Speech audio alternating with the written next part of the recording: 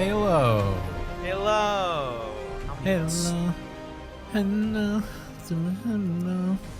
I have a thing in my doc that Magellan didn't use the same notes doc as I did this time. That says time until Magellan does the Beyonce reference.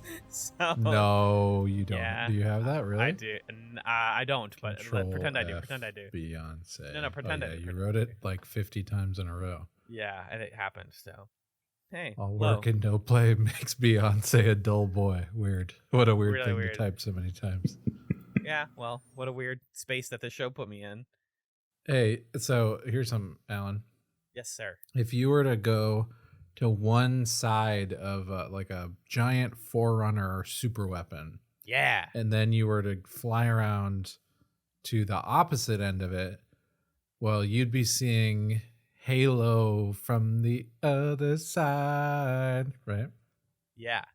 Because that's like that song, Hello from the other side. But it's Halo from the other side. I'm doing another song reference. Magellan, we're not equipped. We're not equipped. We don't have dual weapons. We don't have an energy weapon. I have so many of these kind of jokes in my tank, bud, and I'm excited to bring them to you with our guest for this episode of Should You Watch.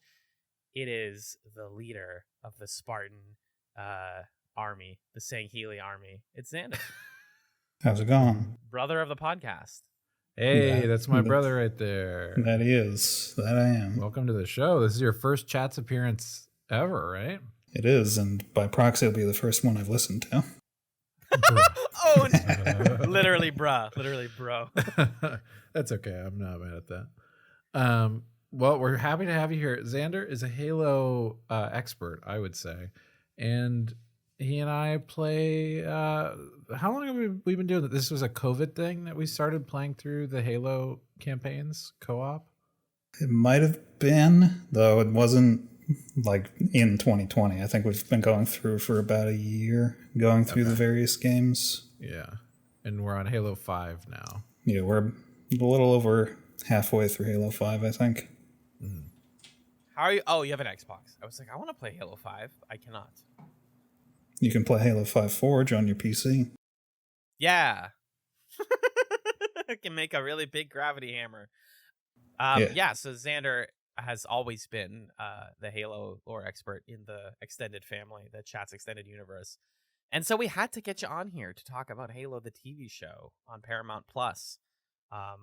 To start by asking, Xander, what's your familiarity with Halo? When did you start? When did you discover these games? The first time I played Halo, I think, was split-screen co-op Halo 3 sometime in middle school. A little after that, the first one that I bought was Halo Custom Edition, the Halo 1 PC port. Yeah.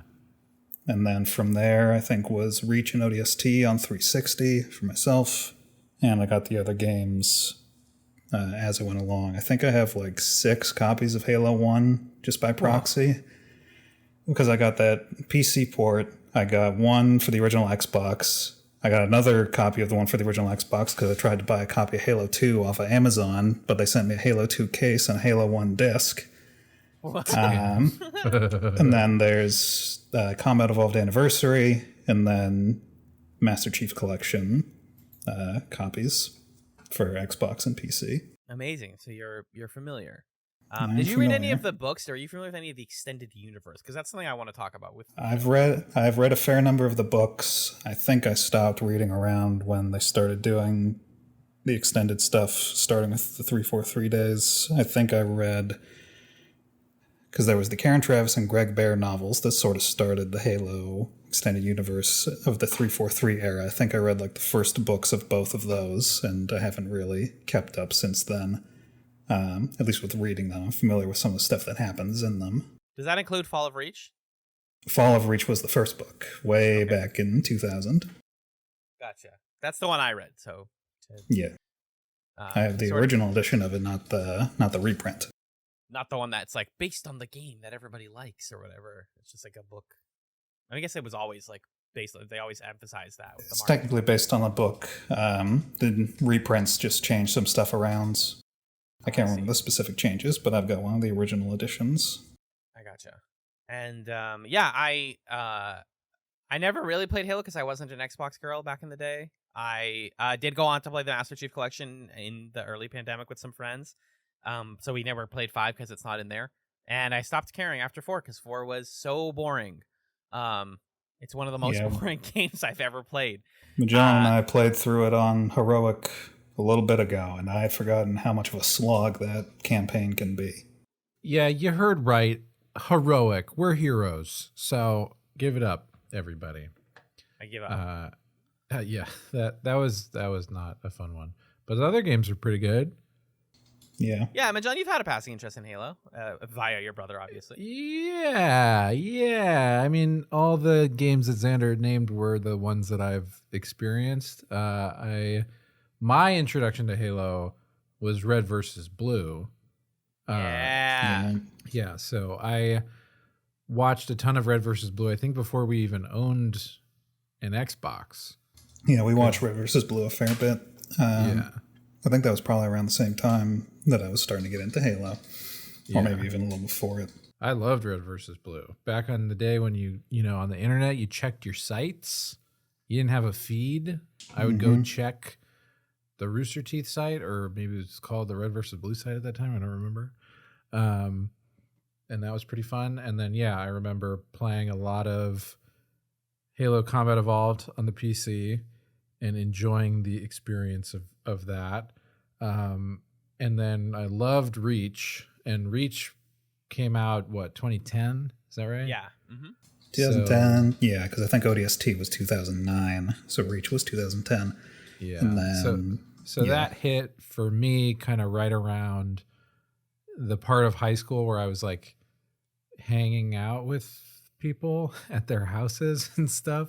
Yeah. And I remember playing a lot of Reach with Xander and a lot of Reach with friend of the podcast, Jim, and stuff like that. Yeah. Yeah, because we didn't have our own Xbox until around Halo Reach time.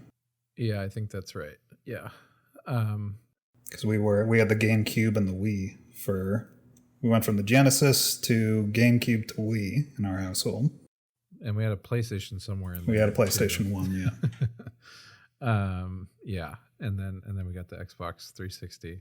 So it was like I don't really like, I don't know if I dislike them. I've never been good at multiplayer shooters, and so it's not the genre that I gravitate towards or play, but of that genre, the franchise that I've played the most and that I like the most is Halo. So that's what I would say about it. It's a slower time to kill. If you're a shooter person, you're familiar with that concept, and it's a little bit more tactical in certain ways than like your Call of Duties. Less focused on realism, obviously. So we all have familiarity with it. We're all gamers in some way or another. We all have been in whatever that word means. And we went into this release. I'm gonna say my temperature check going into the 2022 Halo Paramount show was lukewarm. I was not thrilled that it was happening.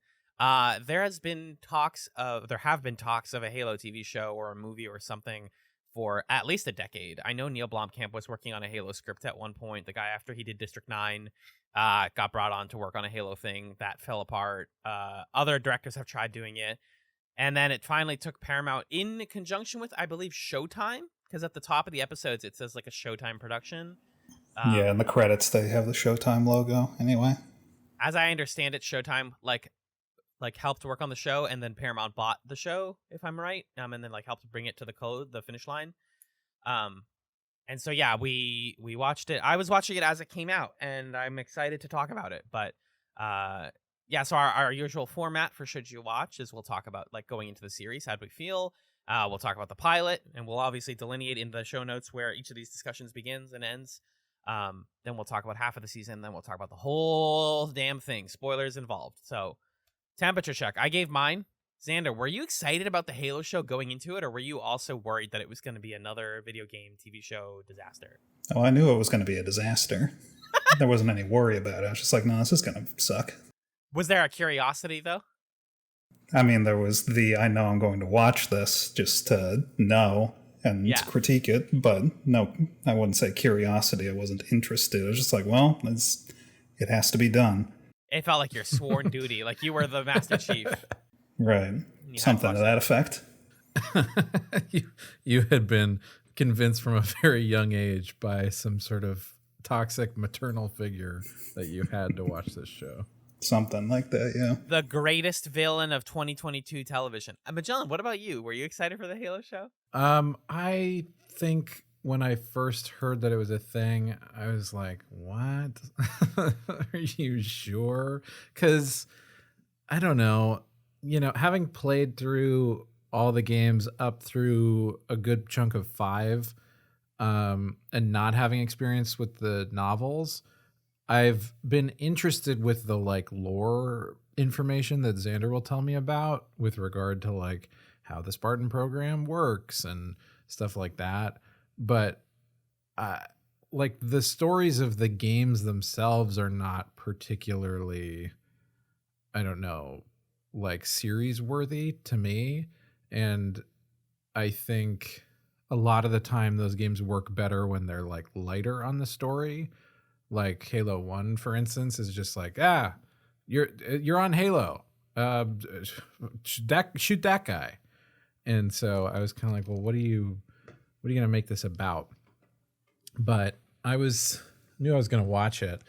And then all I kept hearing was that it's bad, and this is the one where Master Chief has sex or something. It's like, okay, sure, that sounds dumb. Let's watch it. Yes. So that was my temperature going into it. Before we get into the actual episodes, though, we have a couple of questions that are not really spoilery. We received these from our Patreon Discord. Patreon.com/Chatzpod is where we'll plug it at the end, but that's where you can support us. And also, if you just reach out to Magellan or I and ask really nicely, we'll certainly let you into our Discord. It's a very chill, fun place. And I put out the call for questions earlier, being like, hey, does anybody have a real question about Halo? We got a couple of goofy ones and a couple serious ones, so we can just go down these really quickly as a team. Friend of the podcast, Nick, first off, asks, what does Halo stand for? Wrong, Hollywood stupid answers only. Halo, Halo. High altitude, low orbit. That's the correct answer. Well, it's the incorrect answer for the series. True. Wow. I didn't know Halo actually stood for something. What? Yeah. It's a type of parachute jump that the military does with jump out of a plane. I think they need oxygen tanks and stuff just because of how high up the jumps can be from, but it is an actual type of maneuver. But the rings are the Halo. No, the ring is just Halo. Like Halo, it's a ring. It doesn't. The game series name doesn't stand for anything, but Halo is a military term. IRL, as an in acronym. real life, that's what Halo means. I got it. Okay, I got it. No, they're not looking at this thing and just being like, that's the high altitude, low orbit. So Xander's answer is correct that it's wrong. Now, do the orbital drop shock troopers do high altitude, low orbit jumps, or the opposite? So many nouns. Technically, they might drop. They probably drop from higher than Halo jumps are done from, just because they drop from spaceships and not from planes. But I guess you could technically say it is a Halo jump because they're still in orbit of the planet they jump to. No, that's fun. Well, okay, here's my answer. Hey, aliens, let off. Let off. Lay off is right there. Okay. Lay off. I like. Lay off. Hey, aliens, lay off. You got too many workers. You gotta let some people go. Lay them off. Just lay them right off. Yeah, your economy's not working so great. Huge ass, low orbit. Come on. Moving on. Important question from friend. This show is obsessed with ass. Can I just say, like? Yep, you can. If you think this is like that is so weird to me. You'd think like, okay, Halo. I guess they're rated M, the games, but like we know that the people who play them are like teens, and the show is like, yeah. Anyway, each of the first 4 episodes, we're gonna show you a new ass. It's like, cool. Awesome. Thanks. Huge ass, low orbit. Weird show. Huge ass, low orbit. Speaking of which. Because we're in the post Game of Thrones era. Yep, we have to show butt. This show wanted to be Game of Thrones so bad. Oh my gosh. Oh, so bad. No pangas, though. It wanted to be Dune is what it wanted to be in episode 7. Yeah. Oh, yeah. Marin asks this, and this is crucial to what we're talking about. Does Master Chief take off the suit to fuck? Yes. Unfortunately. Yeah. Big time. Big time. He takes all of it off. He takes so much. He never wears the helmet. He barely wears the helmet. In the first episode, I was like, okay, Master Chief's gonna fuck in this show. And then there's this moment in the first episode where they're like, a character who we'll talk about later is like, do you ever take off the helmet? And he's like, nah, I never take off the helmet. And in my head, I'm like, am I going to see a scene where Master Chief has sex with the helmet on? I really wish they did that. That did not happen. No, he takes it off. He takes everything off, and she touches his scars. It's like a surprisingly tender sex scene. God, we'll talk. Yeah, Pat asks, because I said, we're recording about Halo tonight. Does anybody have any questions? So he said, is the question, should I watch Halo tonight, or should I watch Halo another night? No. Whoa. We'll get into our disagreements there with that question. If you have to decide tonight or another night, it's done now. You could watch it tonight. I would start it tonight. Yeah. Yeah, just give it a little bit. And then Nick, asked another question, the only really serious question in here. Are there enough action scenes in this show to justify watching it? No is what I would say. There's not a lot of action. There's like 3 fight scenes in the entire show that amount to like maybe 10 minutes worth of footage out of 9 hours. Yeah, that's the other weird thing about adapting something like Halo into a TV show is the whole core of it is that it's an action franchise. And then it's like, okay, cool. We'll have some action, but it's a TV show, so we can't afford that. So we're just going to do little bits of it. So yeah, there's a lot of talking and lore and not really a lot of action in the show.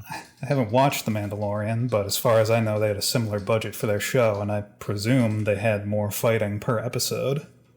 There is fighting. There's plenty of fighting in The Mandalorian. Not like an abundant amount, but there's definitely action. Well, what they realized is not all action is fighting. And unfortunately, for Halo, they feel so married to it being like based on the game sometimes. And sometimes not. Sometimes they don't care.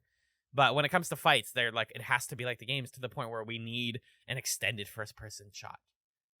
Which it just costs a lot. It doesn't always look interesting.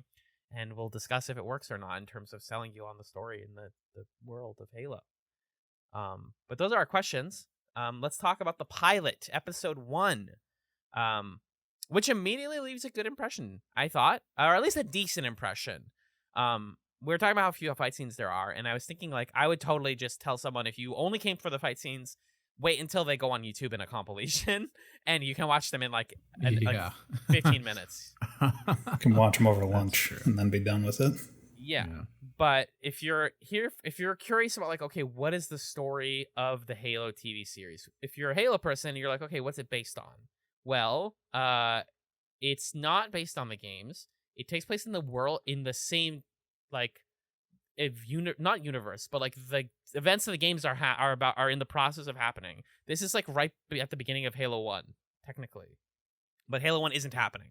So instead of that, we got Chief. He's got a very similar backstory. He's, was raised by the Spartan program. He was taken away from his home. We learned a lot of the stuff gets explained a little bit later. We know that the Spartans are really tall and intimidating.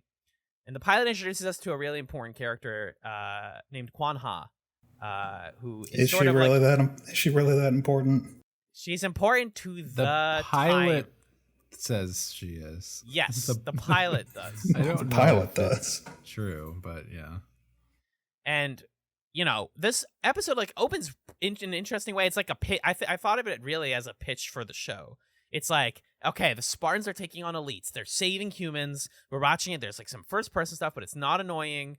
And they're like, they come in and they save the day from these horrible, like, Covenant people.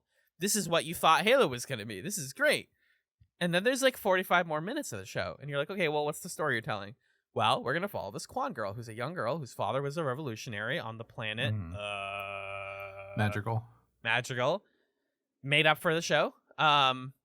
And she's trying to figure out the To be fair, Madrigal was a planet in the lore. It's just by this point in time... In the main timeline, Madrigal's a ball of glass, So Madrigal was glassed by the Covenant? Madrigal was like one of the first 10 planets the Covenant blew up around 2525. I think 2528 is the specific date. The show taking place in 2552. Madrigal, being blown up, had a big evacuation effort that was run by the insurrectionists that got everybody to the rubble, which is another setting they have in the show, but has no connection to Madrigal for some reason. So the whole insurrectionist thing is part of the lore as well? Yeah. Yes, there are human rebels in the books, but naturally, as the Covenant show up, they kind of take a back seat because, well, everybody's getting shot at by big vulture monsters. Right. And that's really interesting to me, and I wish the show delved a little bit more into that. Is like we understand from some of the lore, Xander, correct me if I'm wrong, that the Spartans were in part created to stop insurrectionists. They weren't made to fight Covenant. It's just that when the Covenant came, they were like, "Ah, sweet, we have like a nice PR move and a pivot to be like, actually, we're like heroes and we save Earth." And it's like, no, you guys were made to take down revolutions. So the Spartan program was the UNSC, specifically the Office of Naval Intelligence, their little alphabet soup organization. ONI.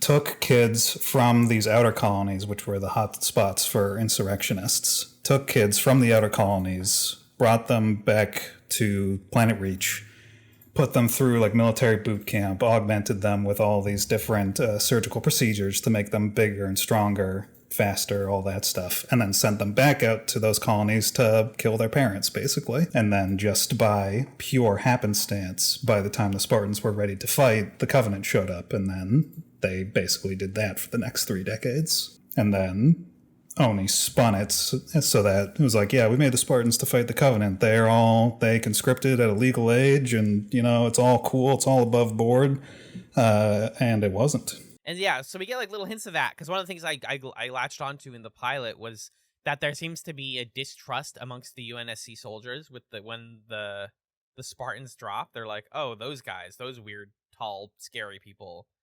Because they're freaking scary. I think especially the pilot does a pretty good job of establishing, like, Spartans don't look quote-unquote normal. They stand out intentionally. They are genetically modified to be very tall, very muscular. They have superhuman strength and, like, perfect aim and everything.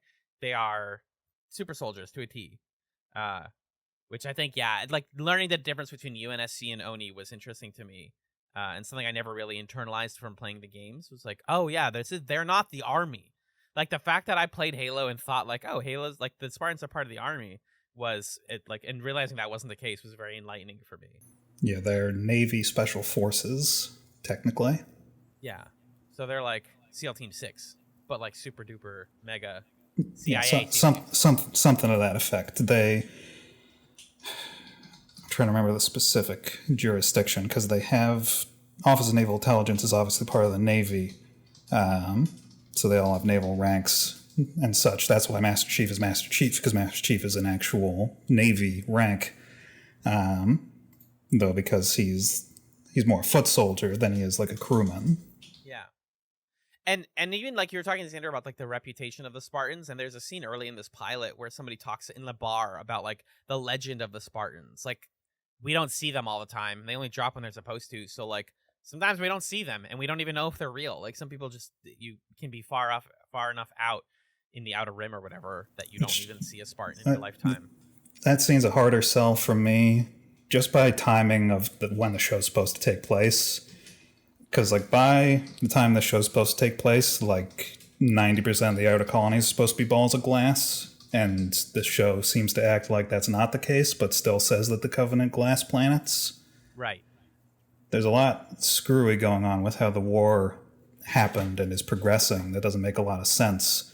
That we're 3 decades into the war, the Oni propaganda machine's been running for like 2 decades on the Spartans, and we've still got people who like act like when they don't know what a Spartan is. Like they barely know what a Spartan is. I think this is conjecture, obviously. I feel like a lot of these parts were written before they locked down like when the show takes place, because that idea of like guy in bar describes the legend of the Spartans and then 5 minutes later they drop sounds awesome in a pitch. But then you're like, no, but it doesn't make sense. And they're like, well, we already wrote and filmed the scene. Maybe these people don't know what they are. Like, we can kind of hand wave it. But then you have people who know the timing of this conflict, and it's like, well, yeah, the entire plot of the show reads like something that was supposed to happen 20 years before the show happens. Yes, like that there's still insurrectionists that are really doing anything, and that people don't really know what Spartans are, and that there are some people who still don't believe the Covenant exists. Like, how do you have these people who are like, we're 3 decades in, like all your friends on some planets just don't exist anymore? It's just like, no, I don't believe in aliens.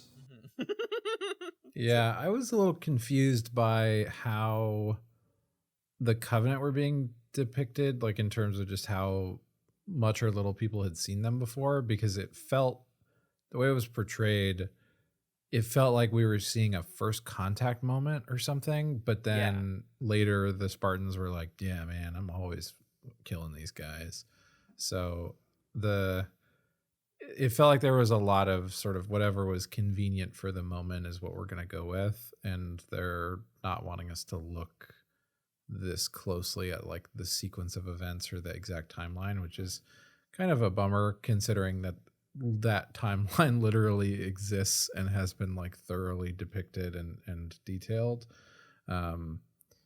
It like doesn't really make sense to me that you're going to make a show that's about a series of games and books where there's a clear chronology and then you're going to kind of not use it. I don't know. Yeah, because even it's like, oh, the insurrectionists don't believe UNSC, they think all the media's propaganda or whatever. It's just like, you're 3 decades into this war. You would know people from other planets, other insurrectionist planets that had been glassed, that would have come to your planet as like refugees and been like, no, yeah, I saw that thing. That thing ate Jim right in front of me. Right. It was scary, dude. And there's that moment when they drop, and it's like such a fun hero shot, right, of Chief like landing with the rest of Silver Team, and they have to do the gratuitous like high jump first person shot.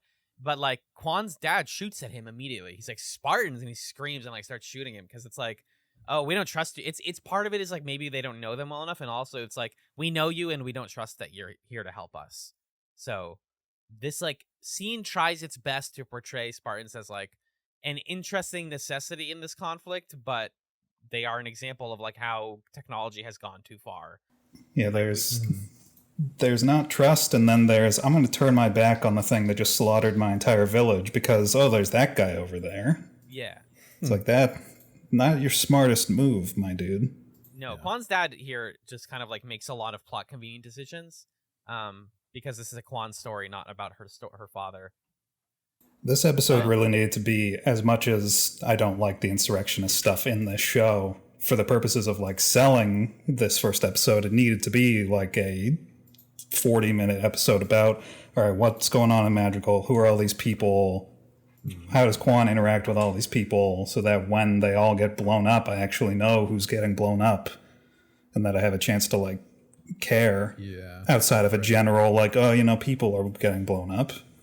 Her dad gets killed 16 minutes into this pilot, and I'm like, who? Who's dad?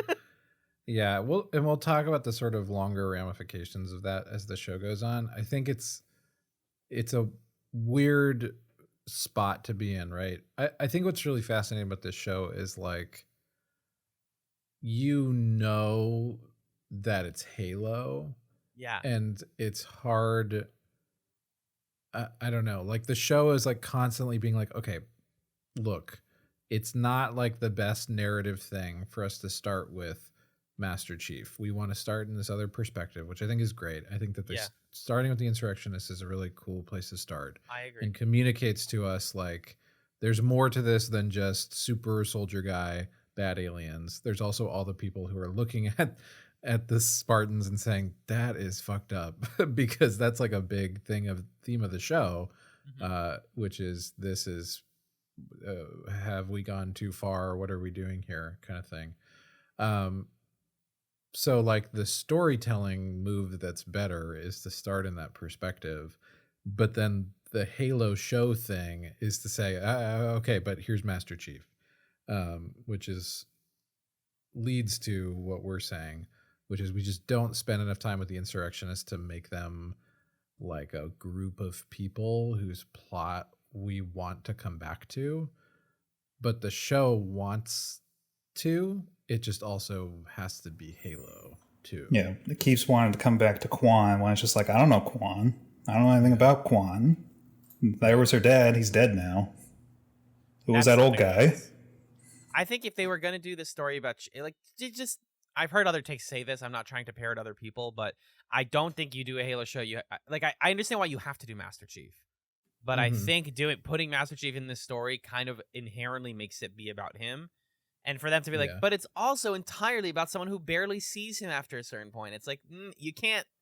This is like the show's fundamental conflict for me and dissonance is like sometimes the Chief stuff is interesting. Sometimes the insurrectionist stuff is interesting, but because they never interact, it feels like I'm watching two shows and one of them is better than the other one. If you want to see how this pilot was supposed to be done, you should watch Halo Forward Unto Dawn, which was a little that was a little tie-in movie for Halo 4, which introduced Tom Lasky, who's one of the main characters of Halo 4 and 5, showing his past and how he met the Chief in the past. And it was basically sort of the same thing I'm talking about how the pilot should have been, where it shows his life, all his friends, the people he knows, what he does in the day-to-day, and then the attack on his planet, and how he meets the Chief from there and how that interacts. Granted, the end of the movie is where the Chief shows up, so there's only so much time that they spend with him. But at least for a pilot where you want to introduce a character that is outside of Chief's perspective, that's like looking up at this giant warrior guy, that's basically how you have to do it. Yeah, I really wanted to watch Forward Unto Dawn before recording this. I didn't have the time to because it's film length, but it sounds like it does a lot of, at least what this pilot's trying to do, like you said, a lot more smoothly.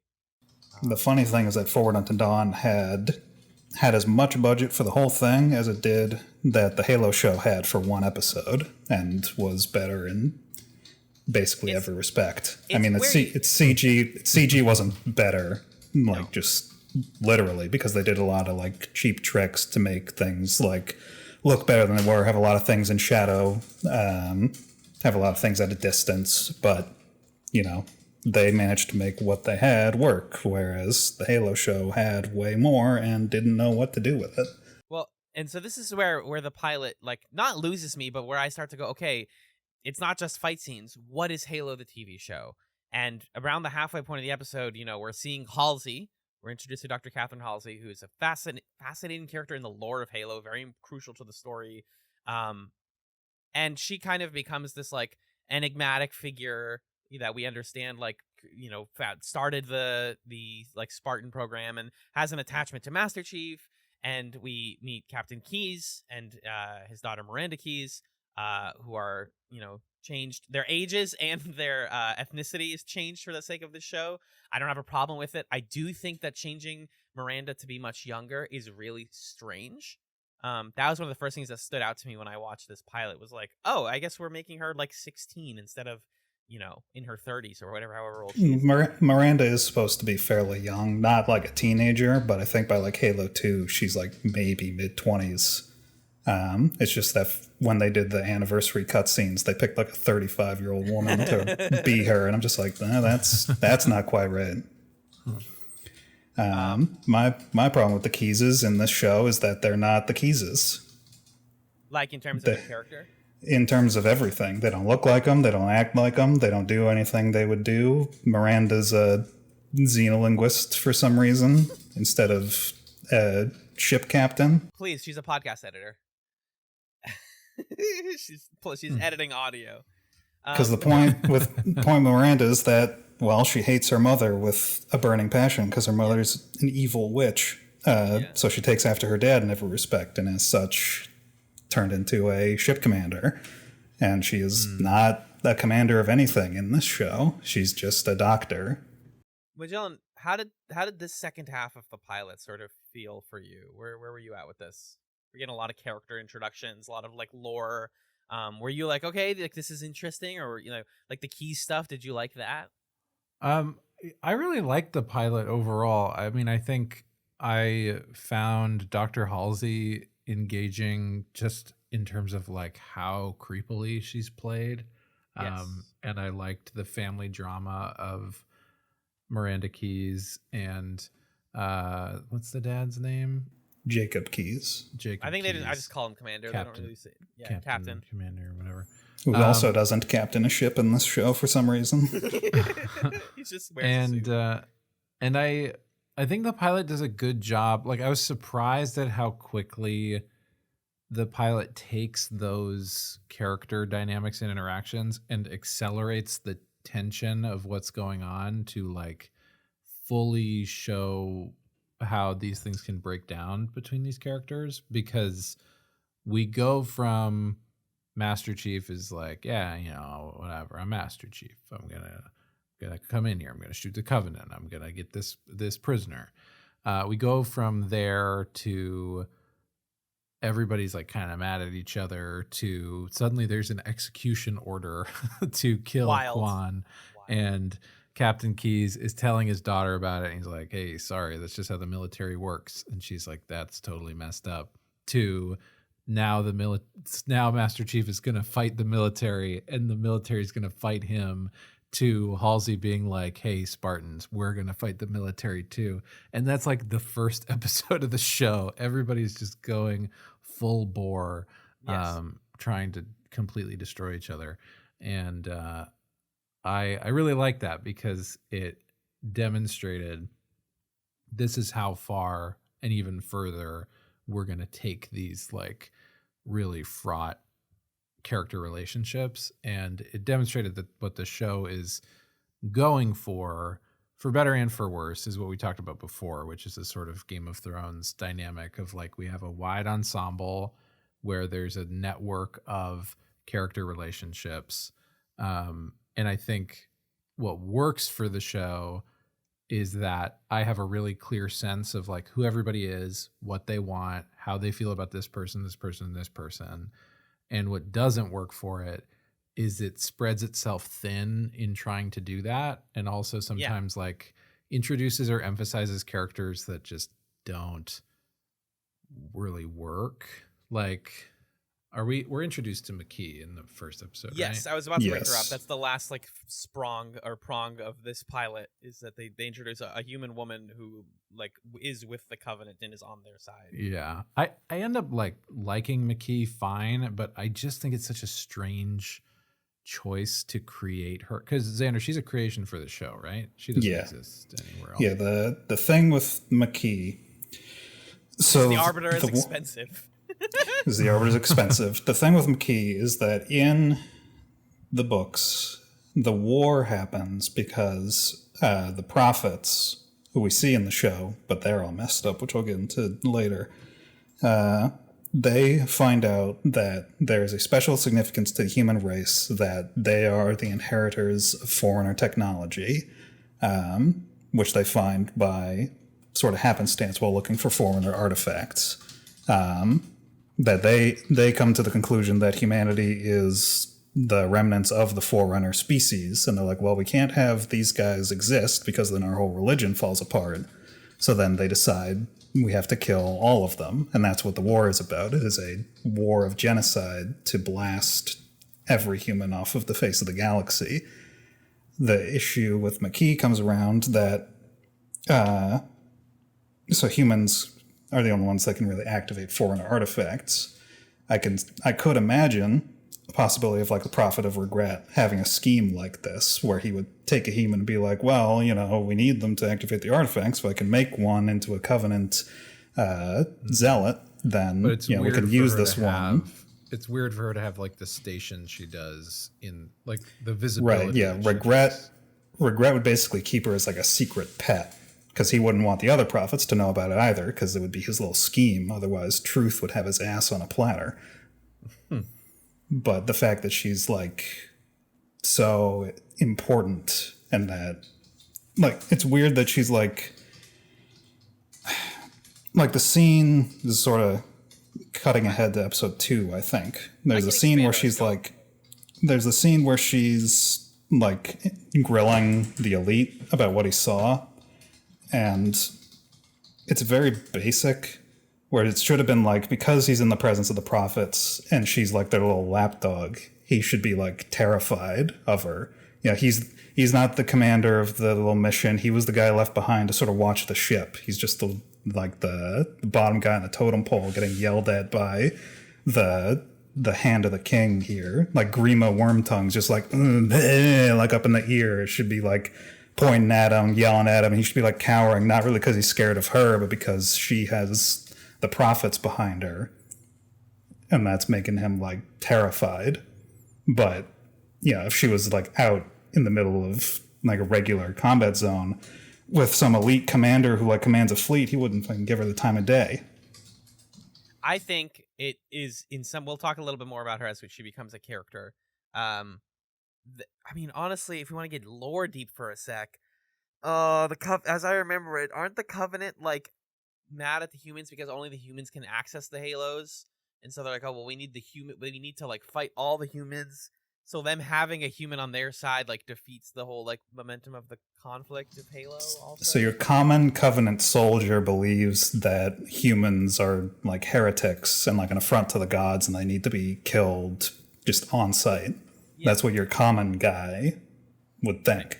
So it'd be weird to have like regular guys around this human chosen by the prophets and not have them like be just itching to kill her like the second they get the opportunity, that they can just pass it off as like, oh, you know, that shit happens. I think that this pilot does an okay job of selling you on like, look, we're doing something different. Chief is going to work with Quan, and then he takes his helmet off.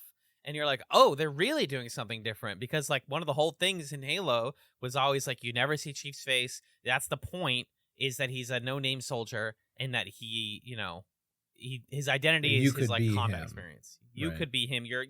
It's your substitute. And also like he is what he does in combat. He's not like a personality. That's intentional. And like thematically resonant in the game. And then they're like, well, yeah, but an actor needs to perform behind this. Because I guess they didn't watch The Mandalorian. They didn't realize that you can have somebody perform really vibrantly without a helmet. And so instead they opted to do let's get Pablo Schreiber in here.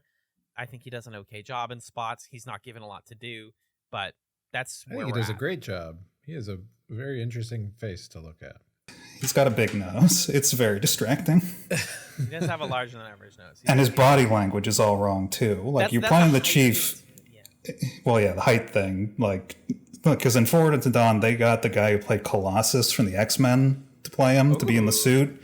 That guy's actually like as tall as a Spartan should be. He's like 6'8" or something, and then the suit added like another couple inches. So he was like actually as tall as Chief would be. So he was big. He had the presence. Pablo Schreiber in the armor he's not big enough, and they don't do any like Lord of the Rings camera tricks to make him seem bigger. As like, you know, the armor like design is fine, aside from looking like plastic most of the time. I mean, the guy's 6'5". Like, how much bigger are we supposed to? Like a half a foot taller, maybe a foot taller. He's got to be big.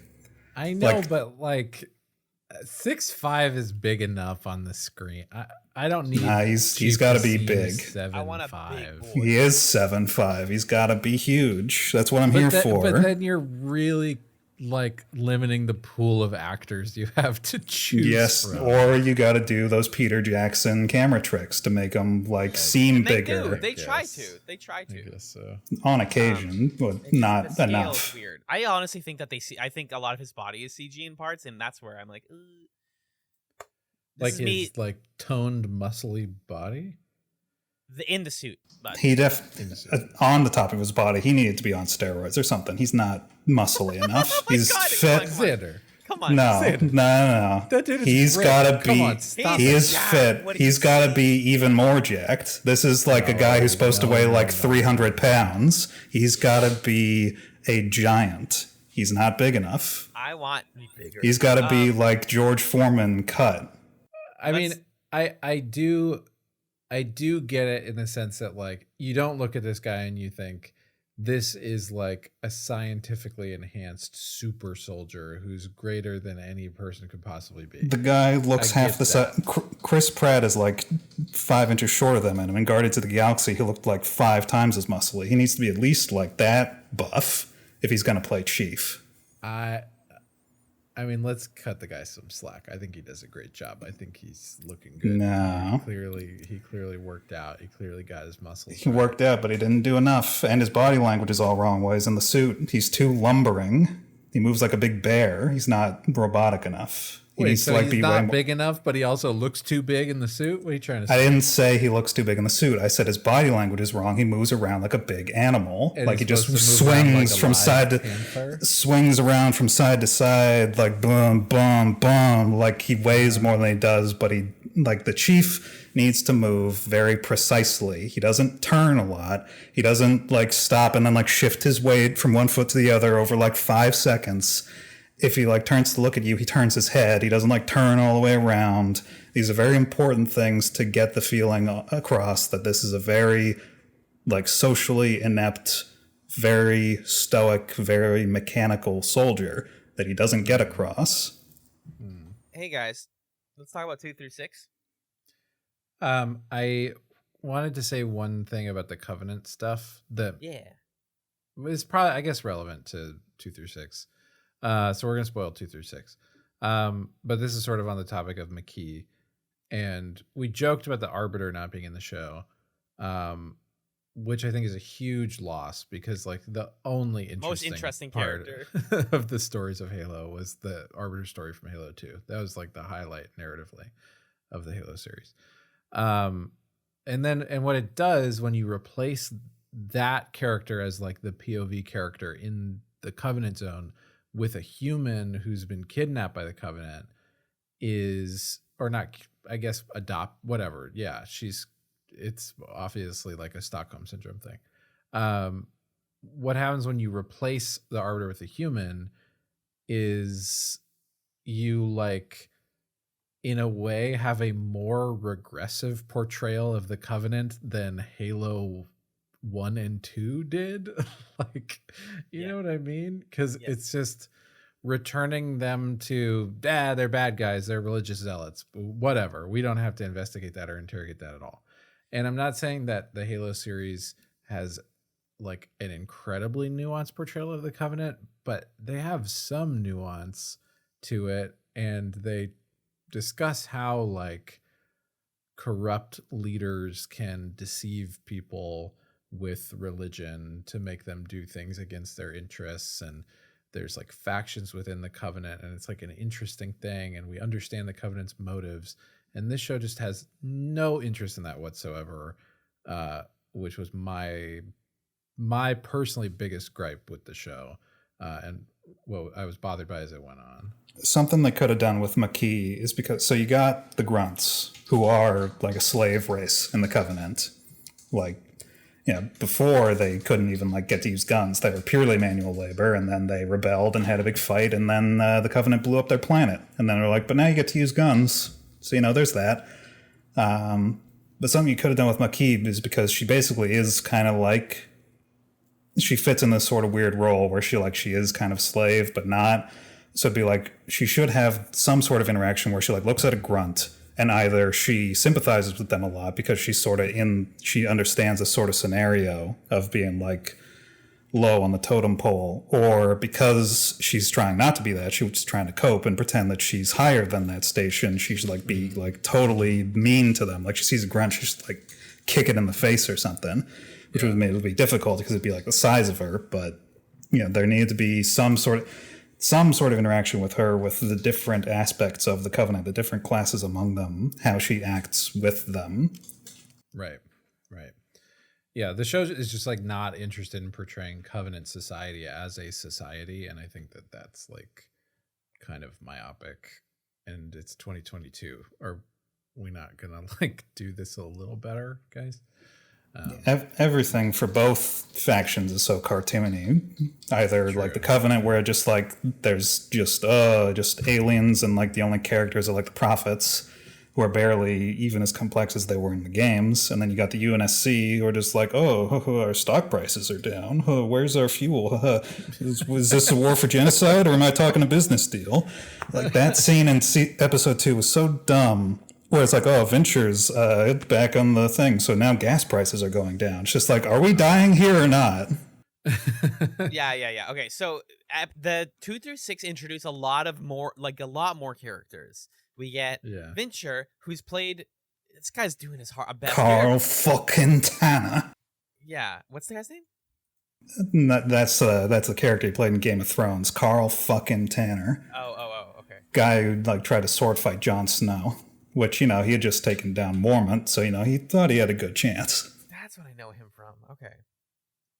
He's great. Him and Bokeem Woodbine, I think, are the two actors introducing the show who are absolutely trying their best to be in a good show and are not succeeding. Clayface Dave Chappelle. Yeah. In my head, I was like, he's buff Dave Chappelle. I don't love Dave Chappelle. I love Bokeem Woodbine. He is he's great. One of my favorite character actors.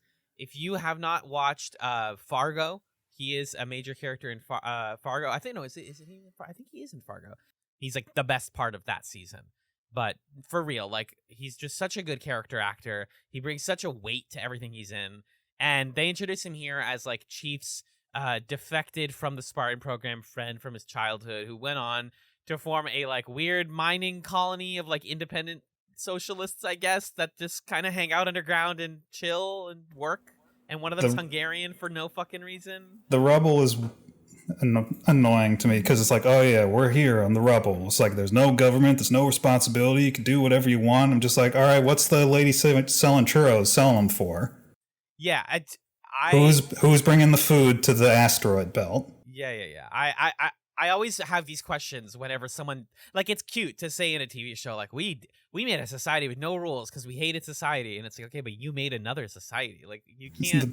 The problem is that society is a natural formation of the organization of people because things need to be done.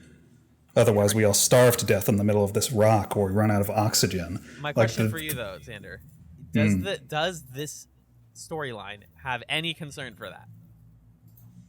Well, no, because they're just all they talk about is my heavy hydrogen powering my drugs. Right. It is interesting. It's not talked about. I like the scene where they go down to like the little like mining roller coaster though. I thought that was really sick. That was so silly. That wire would snap this like third time they did that little jump. There's a reason. There's a reason cable cars have that line running before it does the transition to a cable, so that you don't jump a car and then have it miss the claw grab, and then you fall 5,000 stories. Magellan, did you like this whole Bokeem Woodbine and Quan stuff? Up to before episode 7. So just to get people there, basically, John. Should I call him John? Master Chief? What do we want to call this guy? Master Chief? Let's call him John. He's got his helmet off for half the freaking show. Yeah, John. So John brings Quan. Well, that sounds funny. Quan brings Khan. So John brings Quan Ha to the rubble zone town place to basically like protect her there because the UNSC is trying to kill her, or really everybody's trying to kill her. And then for like the next few episodes, she and Soren are hanging out, and he's like protecting her, but then she's like, I want to go back to Madrigal to try to free Madrigal and finish what my father started. I'll pay you. And he's like, okay, cool. Sounds cool. I don't know. This is really like peak. You really want to do Game of Thrones, but this is Halo problem for me, where if this was just like a sci-fi show where a variety of plots were happening simultaneously, this might not be the most entertaining, but I think their dynamic is good. I think that Bokeem Woodbine in particular is a really engaging actor. It's fun to watch him perform and to like always have this kind of smirk on his face, like he's mad, but it's funny to him. Yeah. That's pretty entertaining. They just don't let him be mean enough, is my problem. He's like this pirate lord, and there's this little shithead girl like pushing him around, arguing with him, trying to be like, oh, no, we're going to do what I do because I say so. I'm not a kid. And it should be a point where he just fucking breaks her hand at some point and just be like, shut up. You're listening to me. I mean, he does that to his guy later. It was like he questioned him, so he smashed his foot with a fucking like pallet jack. I was like, yeah, that's Sometimes he should the act show like that does with a really everybody. Good job of explaining or showing how violent and intimidating Spartans are, and I think some of the stuff with like Silver Team also shows that in Kai, where it's like that scene later where she's like breaking out of something and she like breaks a chair with her foot. It's fucking sick. Yeah, she like does a kick. She has a kick from like a crunch against a concrete little stand and just smashes it into pieces. Can't tell me that wasn't great, Xander. Can't tell me that wasn't really sick.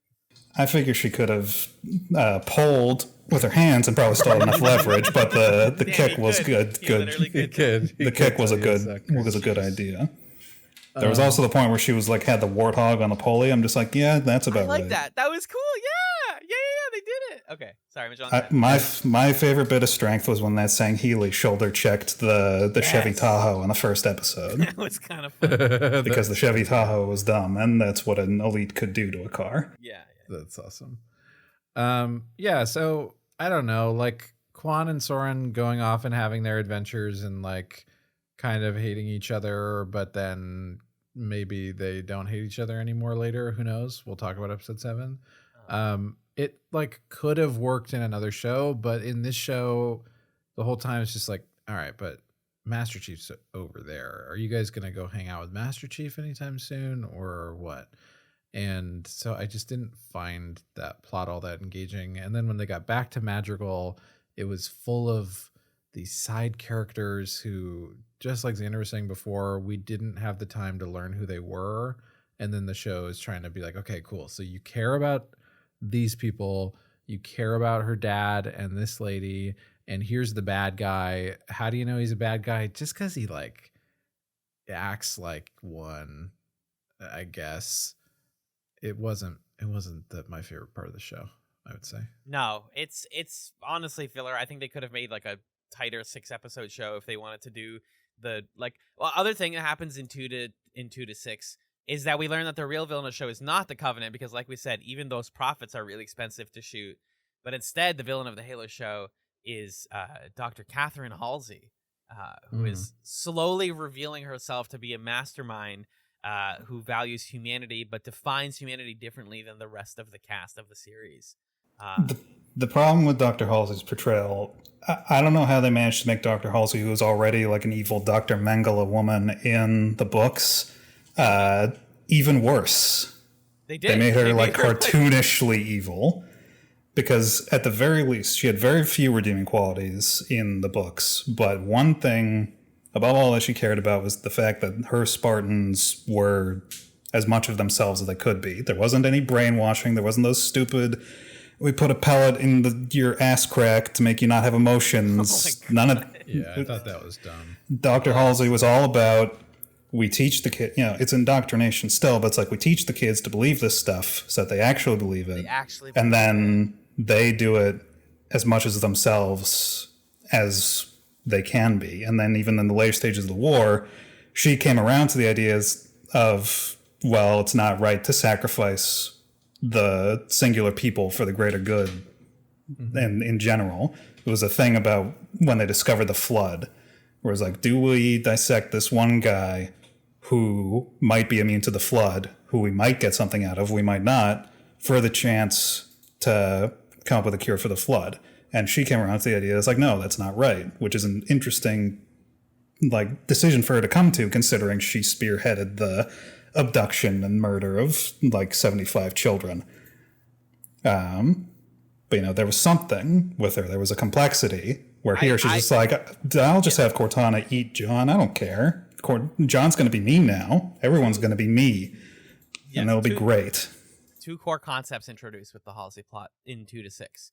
The emotion pellet, which John first removes after being introduced to Cortana. And then Cortana, obviously. The AI that's placed inside a chief. Another one of those, you have to do it because in the games, I actually think that they use it in the plot of the show fairly well, which is to say that it's a control device. And there is a moment in, I believe, episode 6 where Master Chief is testing the limits because he finds on episode 5 that Cortana can essentially knock him out and turn his brain off for a couple seconds. And so in episode 6, he traps Halsey in a room and starts to fill it with gas, and he's like, all right, Cortana, make me fix this. If you can do things to me. And she's like, I can't, I can only knock you out. and he brings it to the brink before like letting her out, and it's like kind of interesting to see Chief and like Cortana not get along. Scene. I did too. I thought that was like pretty accurate, and also my only problem with Cortana, it's great that they got Jen Taylor to perform her because she's like the voice of Cortana, right? They should have just had Jen Taylor play Halsey too. Why not? Looks like what Halsey would look like. She's a like middle-aged 55-year-old blonde woman. I don't know why they made that choice, but they didn't make her blue, which leads to this weird uncanny valley-ness of like Cortana looks weird in this because like her. She looks terrible. Every once in a while, she's got hide the pain Harold face constantly. And every time she moves her mouth, she barely like moves her jaw. You see her teeth just sort of stay there while her lips gesticulate. Other thing that drove me nuts about Cortana is the way that they did the sound mixing on her audio. Like it sounded like she was my computer's voice or something. It's like so crisp. I mean, she literally says louder than everything else. Yeah, she literally says "I'm listening," which is the Windows 10 Cortana search bar thing. Yeah. I'm just like, are you kidding me? And the problem with Cortana is the fact that she is a control device. That's a silly plot point because Cortana was made. There was a mission before the fall of Reach that Chief was going to go on to try and capture a prophet. Cortana was going to be sent on that mission with them as like their ability to hack into the ship, hack into the Covenant BattleNet, take the ship with them and take the prophet back to Reach to try and force a parlay. She's just an AI. She's a well-made AI, but that's what she is. She's not this weird, like, I'm going to jam a chip in your head that's going to like blast your soul out of your body. Which I don't even know what she's powered by, because the point is that she's supposed to be plugged into the suit, plugged into Chief's suit, which is a nuclear reactor, and the actual neural net infrastructure caked into the undersuit so that she can actually exist. There's not enough brain in John's brain for Cortana to be there. And what's she running off of? Windows 10. Just like what power source is she running off of at the base of his spine? Speaking of his spine, though, Chief removes the emotion pellet. We get a lot of butt, like what John was saying earlier. A lot of ass. Can I just say one thing about the emotion pellet thing? Yeah, please do. I think, I don't know, what the thing that this show chooses as the driving tension and mystery of the show, which I think worked for me on an emotional level as like images going across the screen. But when you reflect on it, is not the most airtight story. The driving thing is John is like, he has memories triggered by touching the Forerunner artifact thing. And he's chasing that. He wants to understand the memories more. He keeps touching the thing. It drives him to rebel against the UNSC, to take out his emotional inhibitor thing, to have tension with Halsey and Cortana. And he has this sort of very personal drive to figure out, like, who am I? What is my past? Which I think is, in theory, an interesting thing. But in practice, I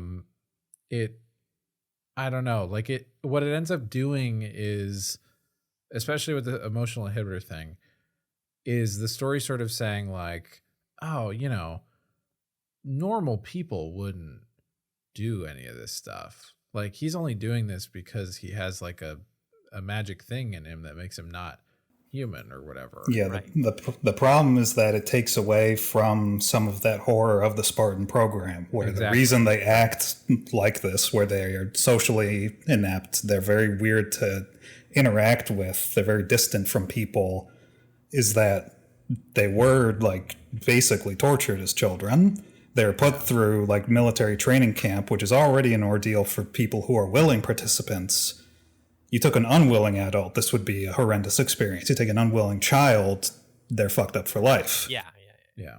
And like the show gestures at some of that stuff. There's the scene where the Spartans are telling Miranda Keyes about like, I love this scene. One training exercise where they all got a pet and when they that was so forced. That was too much. Yeah, I mean, it was like an exaggerated version of this idea. But that's where the show is trying to do this and say like, yeah, isn't this fucked up? And I think another moment that actually worked a lot better for me is when John remembers his first interactions with Halsey in his childhood home, where she's there like grooming him essentially.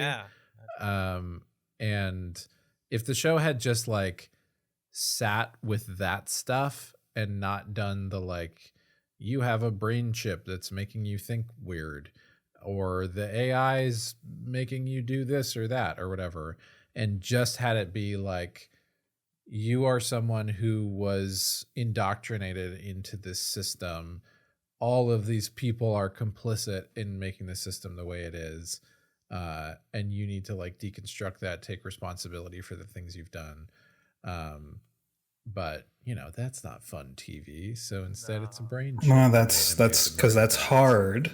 Yeah. Because it'd be difficult to tell that story. You'd have to actually write.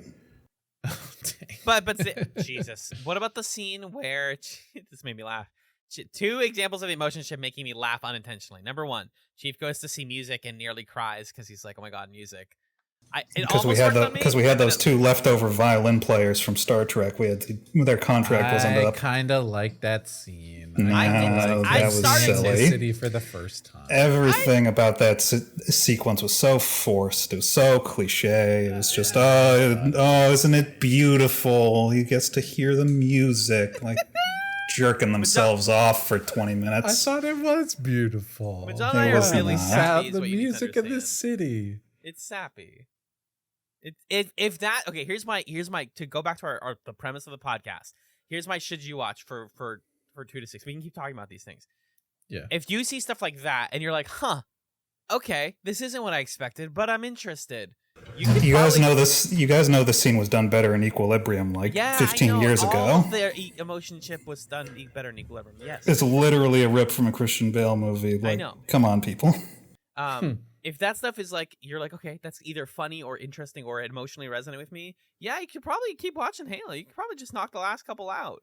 We got Halsey. We got McKee is being established as like, maybe she's connected to Chief. Maybe they're both like, oh, we don't belong in our corner of society. And it's like, I guess, but we're really not cooking this plot at all. We're just going to throw them into each other. Okay, that's really weird, show. You should probably watch Halo at this point. If you're already in, you already watched half of it. Yeah, I think episode to episode, the show gradually declines in quality. It's just a matter of where you think it started in quality. Yeah. And if you were like, yeah, then like it's going to end up being like, yeah, but the general experience is probably going to be fine. That was my experience with it. Yeah. I felt like I was entertained and I enjoyed it. I don't think it's a good show necessarily, but I don't regret watching it. I thought there were some really cool parts of it too. But if you, in this middle chunk of 2 to 6, are like, oh, they just dip below my threshold of what I like, it's not going to go back up. You should just stop at that point, basically. The last thing I had on 2 to 6 is, and it's my second thing that made me laugh about the emotion chip. Kai, who is another Spartan who performed well, given nothing to do. Not like performed amazingly. I like that actress a lot. I think she's like entertaining. When a woman takes her emotion chip out, the first thing she does is dye her hair red, which is like the goofiest shit in the world. But at the very least, the show was like, one of the best emotional scenes in this show for me was when Keys and Kai talk to each other, and they are just like two like human people with emotions talking to each other. And Kai has that very like real moment of like, you don't like my hair, do you? You think my this hair dye thing was corny, don't you? And she's like, yeah, I do. Like, it doesn't look good. And that's where I was like, okay, they knew that like having her dye her hair is stupid, but why did you do it? My favorite line was basically the reverse of that scene where she's talking to Vanek, where Kai is like, don't you ever wonder about our lives? Don't you ever wonder what was up with us? Don't you ever think? Don't you ever wonder? And Vanek was just like, I think that you putting that grease in your hair is leaking in your brain, making you think these dumbass questions. I'm just like, my man. You're friends with Vanek. Vanek's all right. The other two Spartans are all right. They don't get much. and then one of them like dies. The other lady. No, I think they all live. She gets hit with the plasma grenade. And they think, yeah. Can we talk about Admiral? Can we talk about Admiral Parangoski for a second? Because we kind of skipped over a whole character that doesn't matter. We've kind of skipped over Heimlich Himmler over there, who's not as much Himmler as she's supposed to be. For those of you who don't know, Margaret Parangoski is the big boss of ONI, at least in the lore. She's the head honcho who makes all the big decisions. She approved the Spartan program. She was behind all that big stuff in terms of like the logistics operations. And she's not even like half as evil as she's supposed to be in this show. She's cold. Yeah, she's doing all this stuff about like, oh, what about people who got on this glass planet? We have to do something. Oh, you've never been on a battlefield. You don't know anything about soldiers. I'm just like, fucking Parangoski approved the Spartan 3 program, which was, I'm going to train 300 children specifically for throwing them at the Covenant until they all die. And I'm going to do that 3 times. Not even half of like giving a damn is the Spartan 2 program, which is already fucked. Yeah, that's one of the other big problems I have with this show is I think the Dr. Halsey stuff is fascinating. I think the Halsey-John relationship is like super creepy in a really interesting way that the show goes deeper into than I was expecting it to. I think the big issue is that it's like, Halsey is the villain, and these other characters have a moment where they're like, Halsey, remember when I helped you do bad things? Well, you suck and you're evil. And it's like, whoa, wait, rewind for a second, Parangoski. You knew about all this stuff? Because made it happen? The kind of woman that Parangoski is she would do basically the same things she did to Halsey, but it wouldn't be any moralizing. She's like, no, I just fucking hate your guts and I want you dead. Bye-bye. She used Halsey as a scapegoat in the lore as it was, so she would just do that again, but there wouldn't be any of this like, oh, fucking I'm done with you nonsense. Just like, later, honey. Yeah, so it just, the show really fails at critically analyzing like the power systems at play here and all the different people who signed off on doing the things that they did. Captain Keyes included. Like he gets out of this seeming like a nice guy. The problem with Captain Keyes is that he's supposed to not really have anything to do with this. The most involvement he had with the Spartan 2 program in the books was that he went on like a couple missions with Halsey to like check out some of the kids, but he didn't actually know why they were checking these kids out for. And when he starts getting suspicious about what are we checking these kids out for, Halsey sent him back to captain his ship with like a promotion or something. And then it was only like 20 years later when he like met Chief out of his armor where he sort of like figured out what he was there for, and he felt like shit about it. But they made him into just this nice dad. They just made him into this fucking spy. And I'm like, why the fuck did we do this?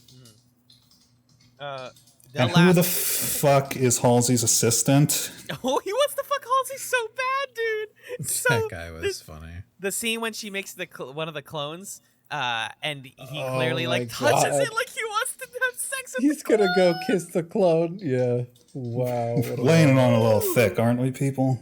I love how much I hate him. This little shit trash man. I mean, the clone thing was also ridiculous as it was. You don't need the clone to be alive to make an AI. Smart AIs. That was strange. The smart AIs in Halo are generally formed from the donated deceased brains of like scientists and military leaders that they run the current through to map the brain to create a new AI. Halsey did clone her own brain, but she didn't put it in like a fucking person and like talk to it and be like, oh, we're going to do this and that. Blah, blah, blah, blah, blah. No, it's just a fucking ball of gray matter that you just pressed a button on and visit, and then Cortana was there. Yeah. It's mostly there so that they can have the thing later, right? The clone. Well, but the clone later is based off of what they did with the kids that they took into the Spartan program. Yeah, the cloning is just part of the Spartan thing, but on the topic of the Halsey clone, when the hell did she have the time to swap herself out with that clone? Exactly?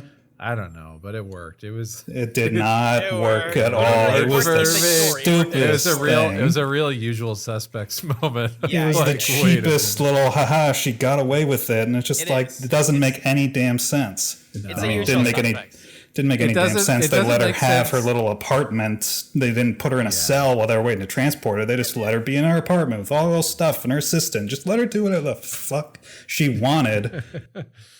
Yeah. It doesn't make sense, but also in the moment when it happened, I was like, oh my God. Yeah. She did it. Oh, she's brilliant. Not even in the slightest. That was the stupidest thing. Here we go, guys. It's big time. You're locked in at this point. You're watching Halo. It's time to talk about 7 to 9, and by extension, the entirety of Halo on Paramount Plus, season 1 of a planned 2 seasons, by the way. Oh, God. Oh, really?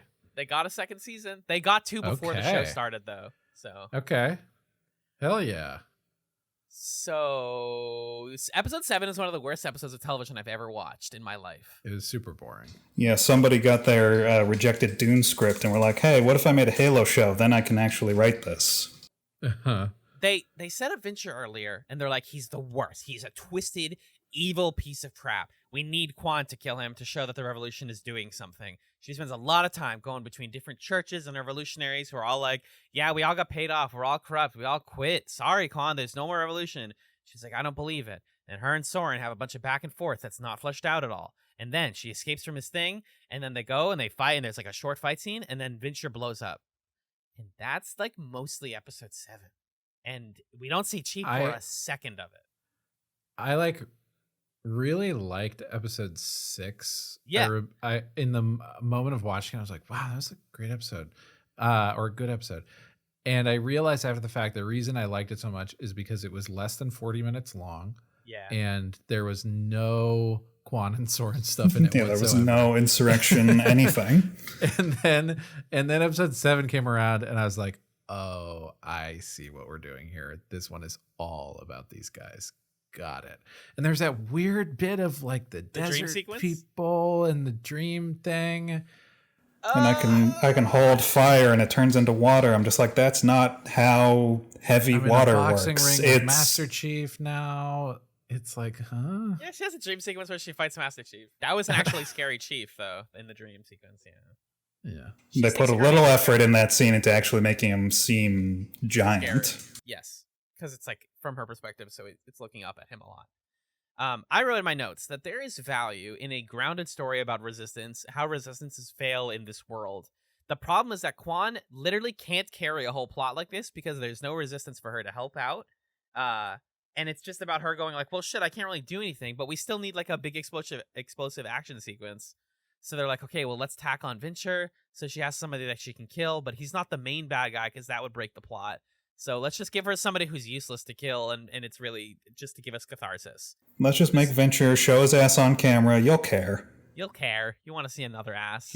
Here's the other thing that bugs me about the resistance stuff is like in the first episode, we set up this character, Quan, who it seems like is going to be maybe a sidekick character to Master Chief or something. And what she brings out of Master Chief is his like anti-UNSC thing, independence, let me become my own person. It starts him on that journey. And it's really fascinating. We're like, okay, wow. Yeah. Master Chief is going to like fight the power or something. And then he's like, okay, bye. I'm going to go hang out with all my military friends. We're never going to see each other again. The military. We're never going to see each other again.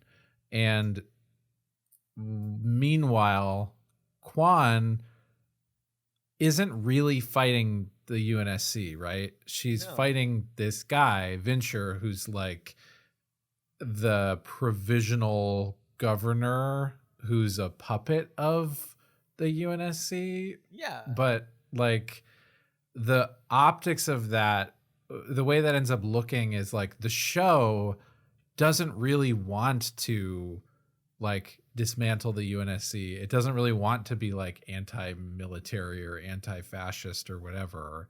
It wants to, right. It just wants to be like, yeah, individualism. Anyway, Master Chief is going to go be a great Marine, and God, isn't that cool? And we're going to fight this guy who sucks and it has no ties to any ideology. Yeah. Because when 343 first sort of started taking over the lore, there was this stuff building from Halo 4 going into Halo 5, specifically with this little audio drama called Hunt the Truth, where they were going into, they had Keegan-Michael Key, he was playing like an investigative journalist that was like investigating the Office of Naval Intelligence. He was finding out how the Spartan program started. You know, he was discovering all this stuff, and he was trying to like leak it out to the greater world, and they were like, you know, leading him on, and then they fucked him over at the end and just completely, like, they put him in like a black site and just completely fucked his whole play. And it was like, oh, Halo 5 is going to actually like have like, you know, Chief is going to be fighting O&I, who's like trying to kill him because, you know, maybe he's outlived his usefulness or something like that. You know, that Oni's making a play to try and like stop being the shadow government and be like the whole thing. And then we got fucking robots.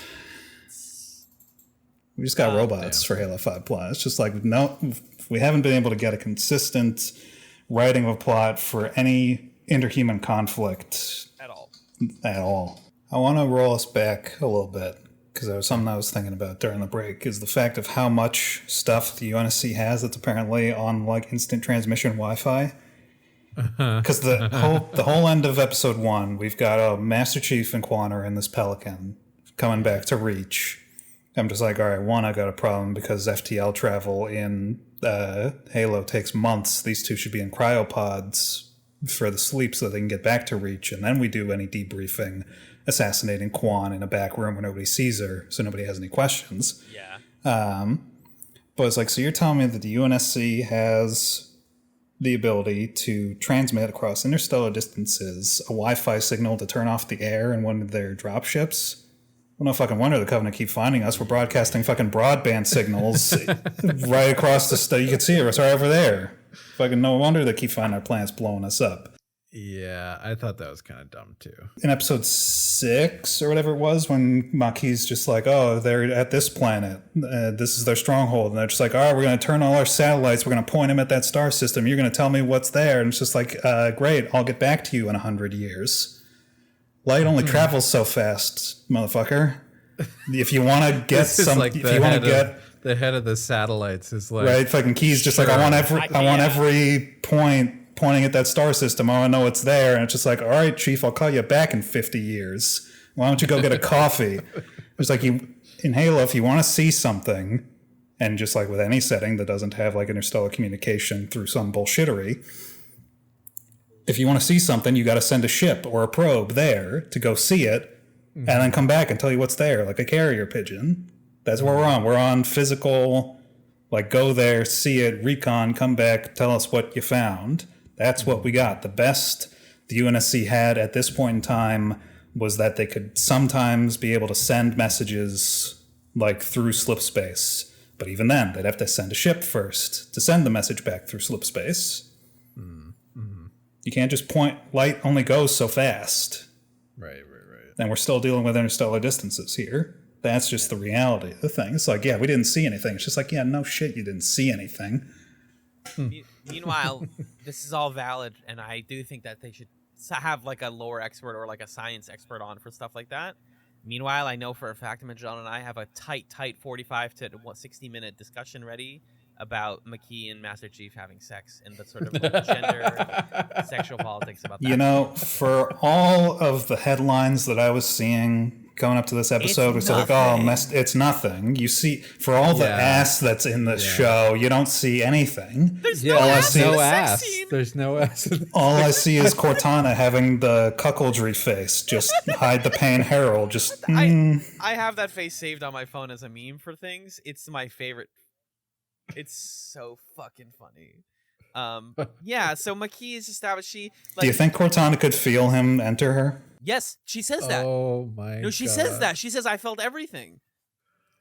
Oh my god. Yes, 100%. Yeah, that's the face. McKee and Master Chief have this connection. McKee also like tricks the UNSC into capturing her, and then they meet each other. They're like, oh, we're not so different. They go on their like little heavenly fantasy world that they hang out in, and they try to make romantic chemistry happen, and it doesn't work.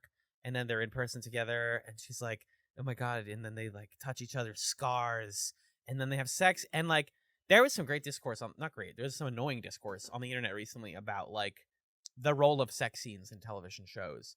And, this all started because there was a tweet that was like, oh, writers can't resist like just putting unnecessary like sex scenes and things. And I do think that there is a role to like sexuality in the Halo universe, especially in the military. But this doesn't even feel titillating. This isn't even like, oh, it's there because people like it. It's just like there so they can say that Master Chief did the nasty, basically. I mean, it's just it's there so that they can like explain that these characters finally found someone that they like. They're connected to each other. Can feel connected to and fully trust. No, I think I'm with Alan on this one. It's just like how they had him take off his helmet in the first episode, where it's just like, oh, Master Chief took off his helmet. We did it. We're the ones. This is his face. We got it. We did it. It's just like they got the headline. Master Chief had sex. That's what it's for.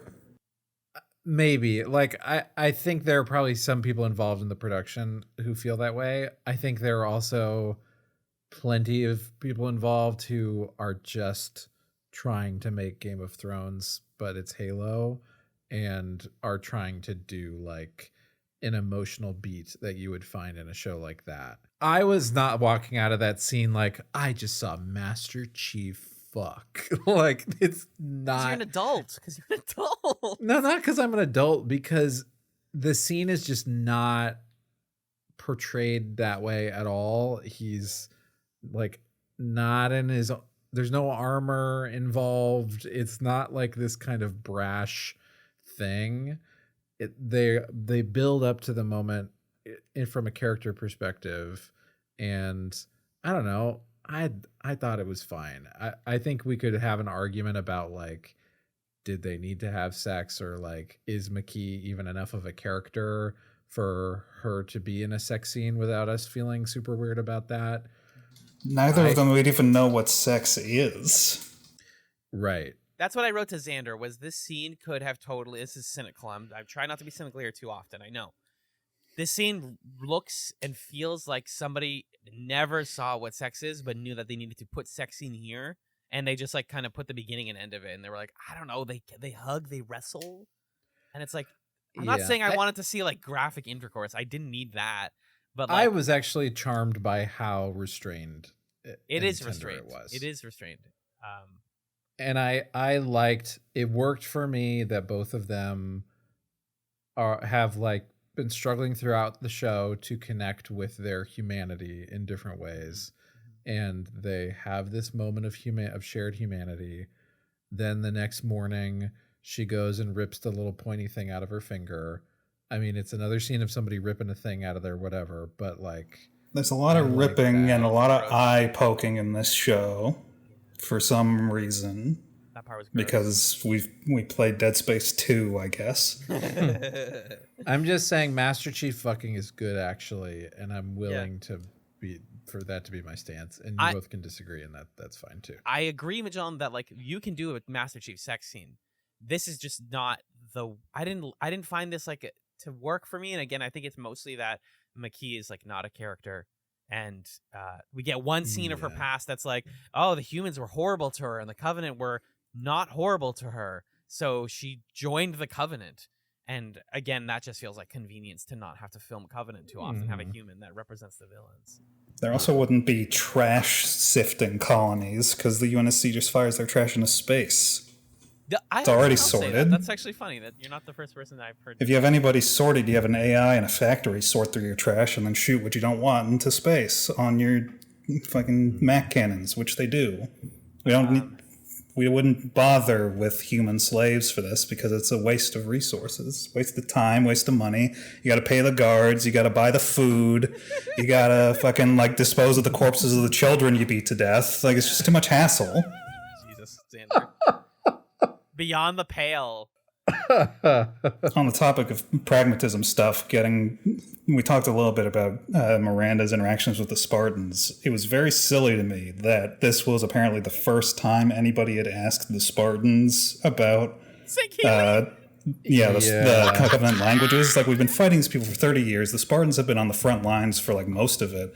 They've had the most successful combat interactions and the most recorded dialogue of interactions with Covenant forces of anybody.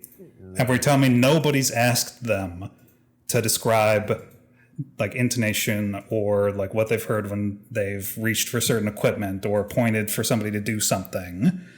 Like, yeah. Are we trying to win this war or what? Right. No, everything with the translating of saying Healy was the ultimate, like, what did you want Miranda to do? She's translating this and she's like, no, wait. In saying Healy, she said, like, whatever. And now I know that Halsey's a clone and all this stuff. And it's just like, what did you want to do with Keys? Why didn't the Spartans tell anybody else if they know saying Healy? How are they fluent enough from just fighting that they know their whole language? So many questions that have no answers here that I just found hilarious. They don't have to be fluent enough. Like, they don't have to, like, know the language, but just, like, any little thing where just, like, an elite pointed somewhere and grunts went over there, and what word was that when they said it? Like, point of the recording, what did he do when he said this word? They would just ask them that, and that would reveal so much about the language that would be necessary to, like, understand their communications that they intercept, which would be important to understand troop movements or, like, any fleets that were nearby. Very vital logistical information that they would want that apparently nobody in the UNSC in the show has done at all.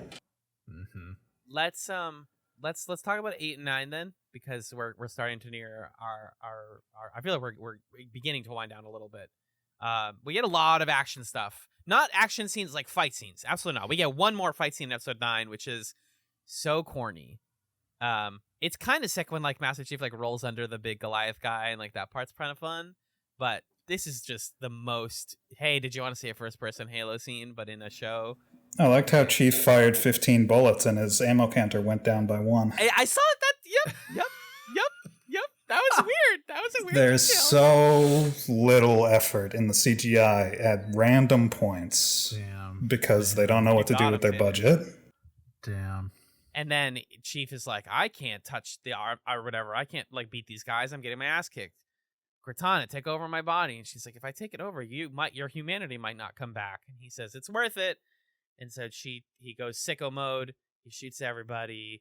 They beat this literally looks like a Halo map, by the way. This like scene in episode 9 mm-hmm. where they're all fighting. It like they just did like Blood Gulch or something.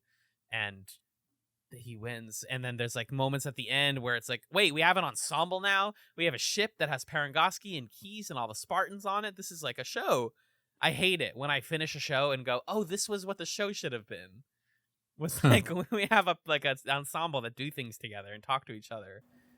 My main frustration in the last episode is that nobody took a shot at the prophets, who are just sitting right there. Ever. Yeah. They're just floating up there. It's just like, I can make that fucking shot. How could they not have known they were there? They saw them at the fucking plinth with the little ceremony with her touching the thing with the map. They are right there. They're the heads of the entire covenant. You blast their heads off, the whole thing goes into disarray. And nobody took a shot at them. No. Parangoski even says, before Chief goes into this, she basically tells him, hey, I know you have all this stuff about your humanity and empathy and wanting to be a character. I need you to put the helmet on and do Master Chief stuff, please. Like, stop being. I need Cortana to eat you. Yeah. Can you do that for me? I need your girlfriend to eat you real quick. Sorry. The first person fighting stuff is like so dumb in like a fun way to me. Yeah. When they're rolling around and it goes into the HUD, I was like, this is silly. Sure. Why not? So there's kind of an element of like ironic detachment by this last episode. And then I don't know. I think creating McKee as a character was weird. I think they didn't invest very much in like exploring who she is.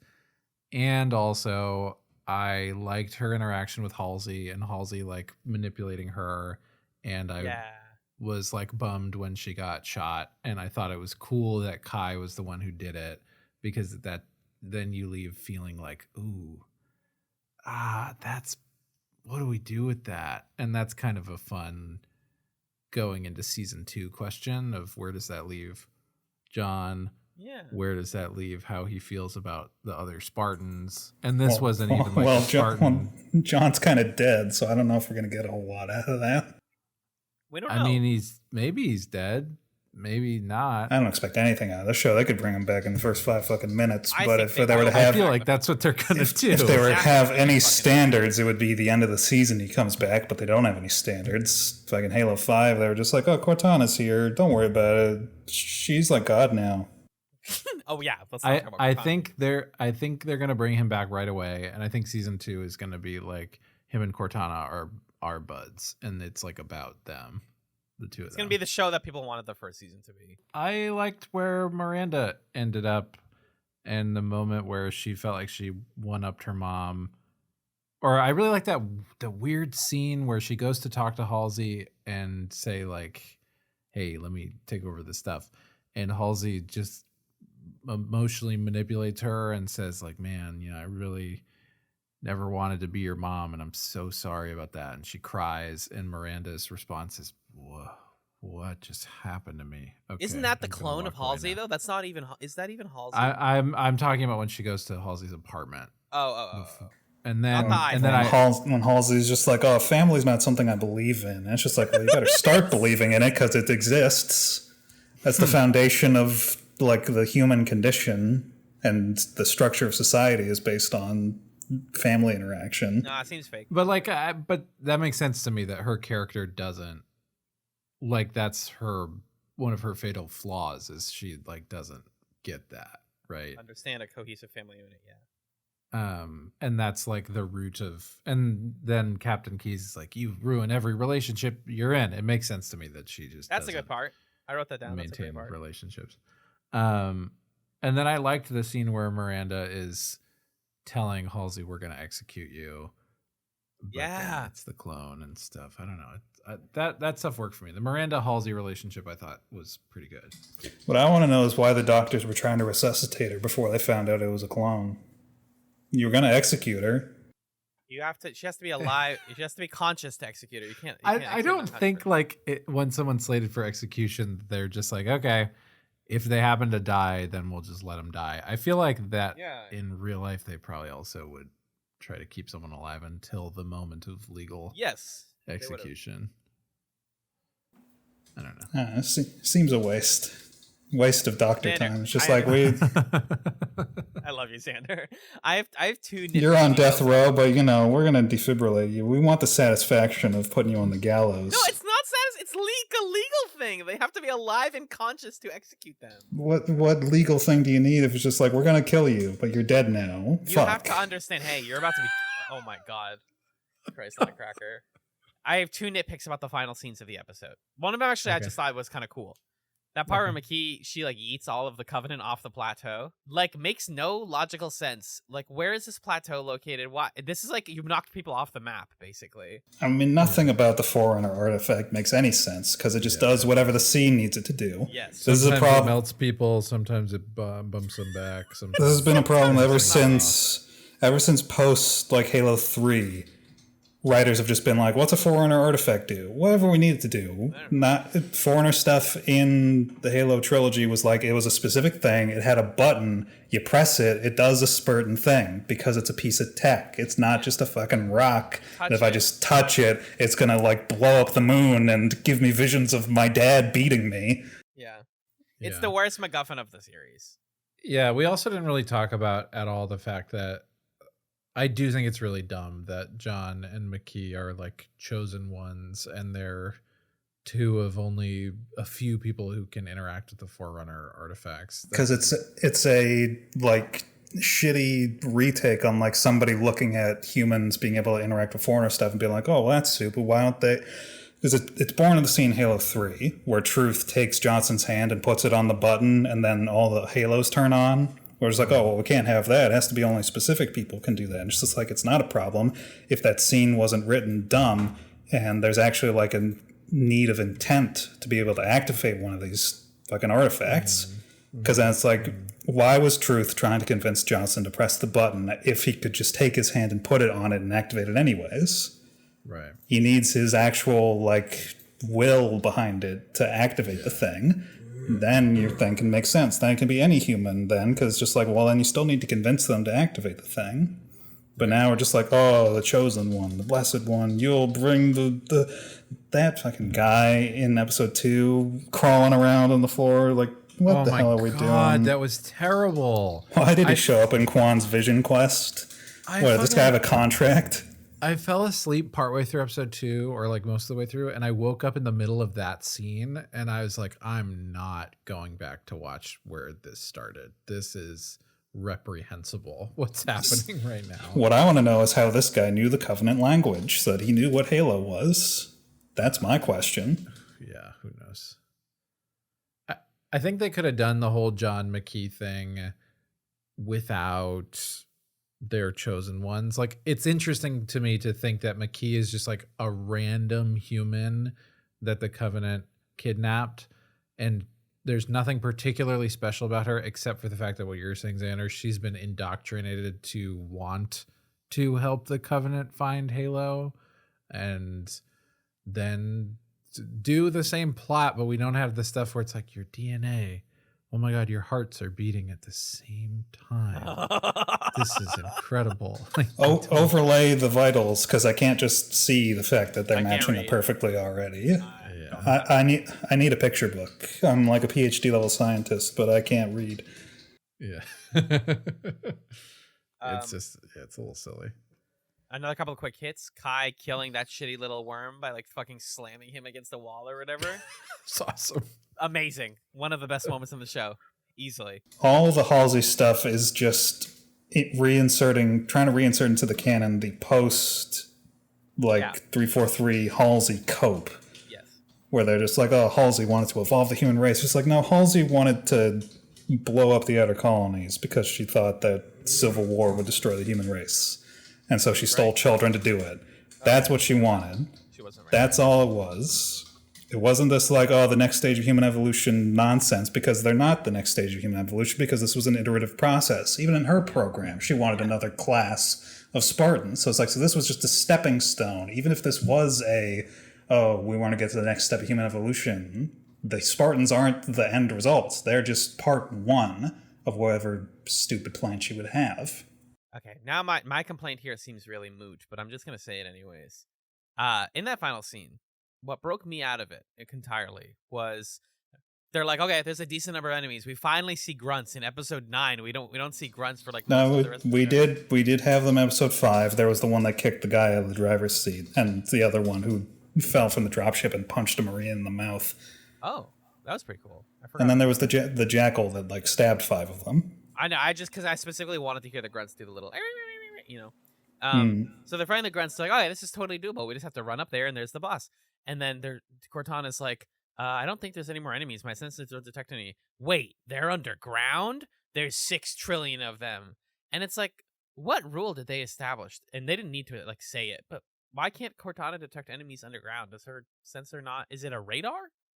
Can she not just like determine life signs nearby? If we were more consistent about where Cortana was, she could have been in the ship, and then the ship would only have sensors that could penetrate so much rock. Yeah.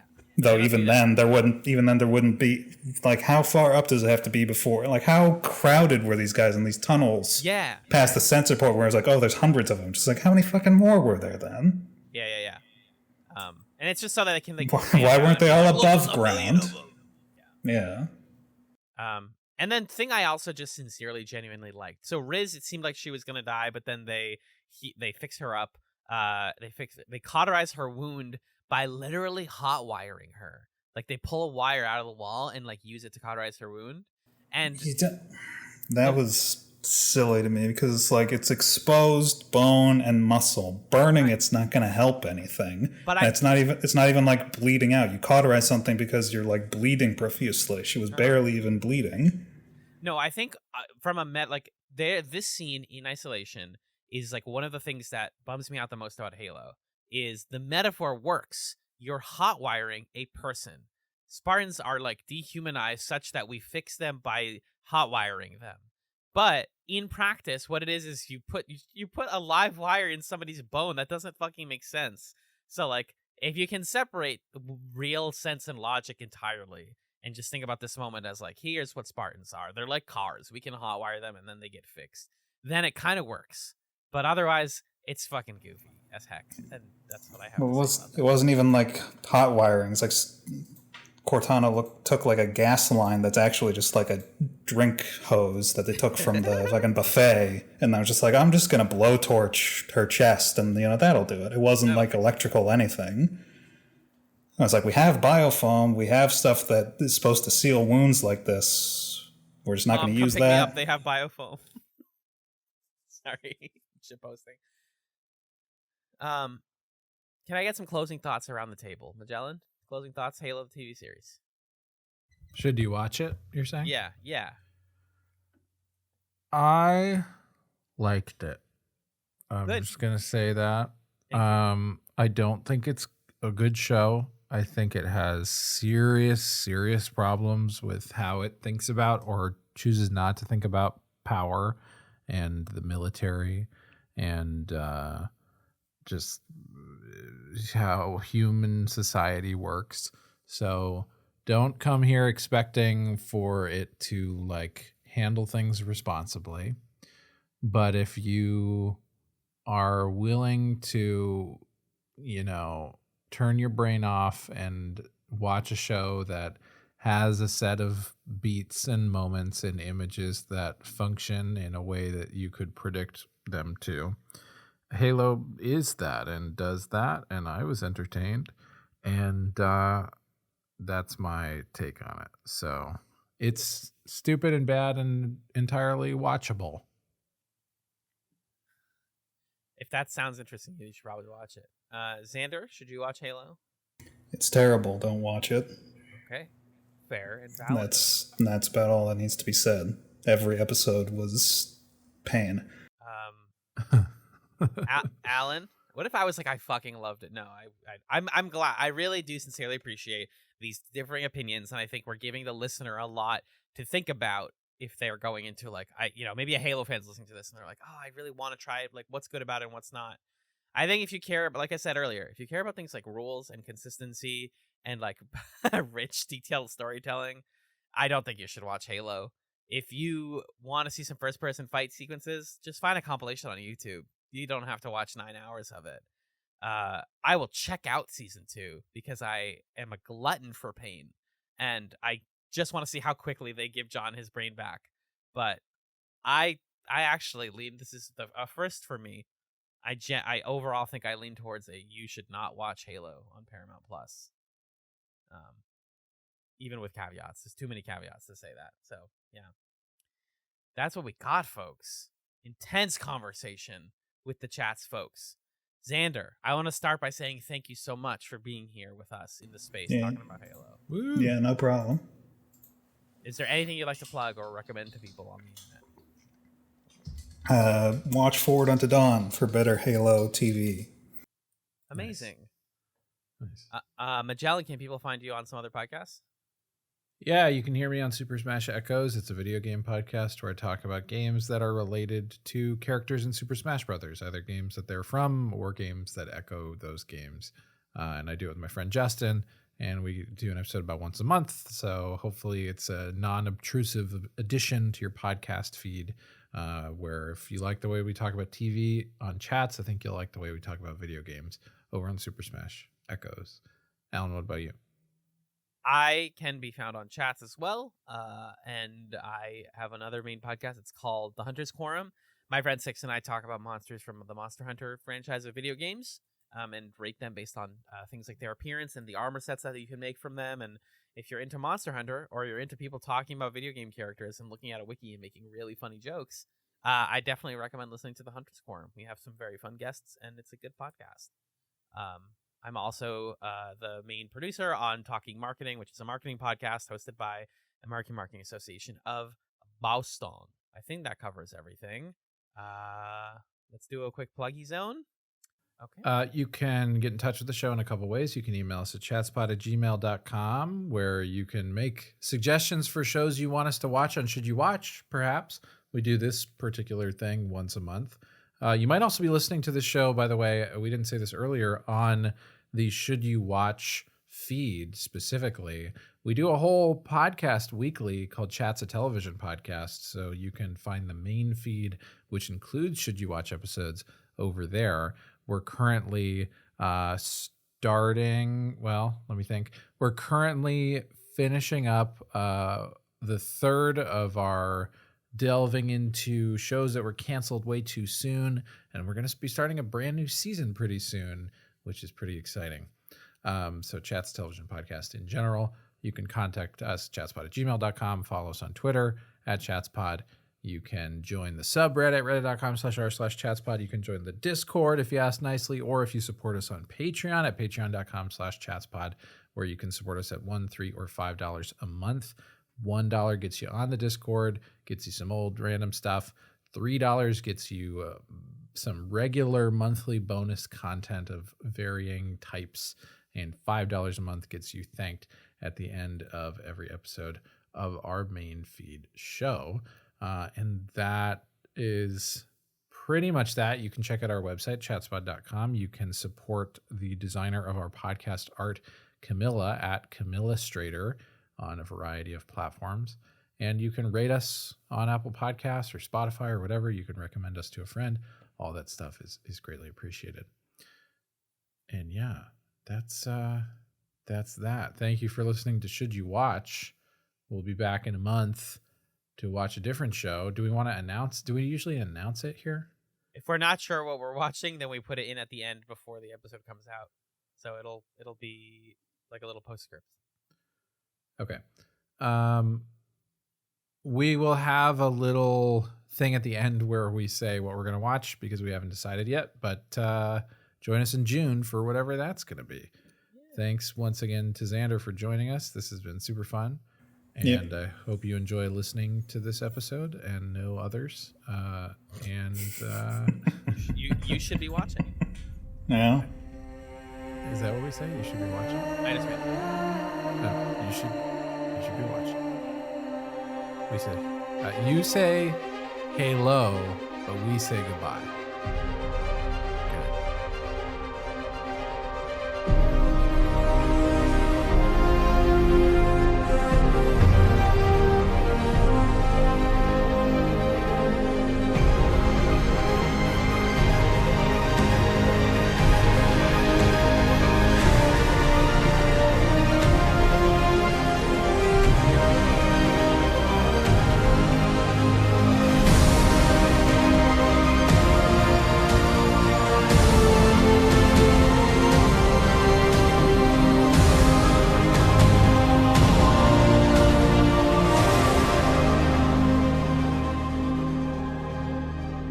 Hey folks, Magellan here to give you our official announcement of the show that we're watching for June for Should You Watch. We were fooling ourselves into thinking that we weren't going to watch the show, but it has to be this. It has to be Obi-Wan Kenobi on Disney+. I promise we're not just going to be the Disney Plus review show, but come on. we have to watch Obi-Wan Kenobi. So we'll be coming at you towards the end of June with a special guest to discuss that show.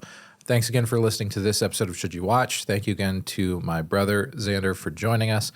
And hello, it was Kenobi you were looking for. Like, hello, it's me you're looking for. Kenobi. Kenobi. OBKB.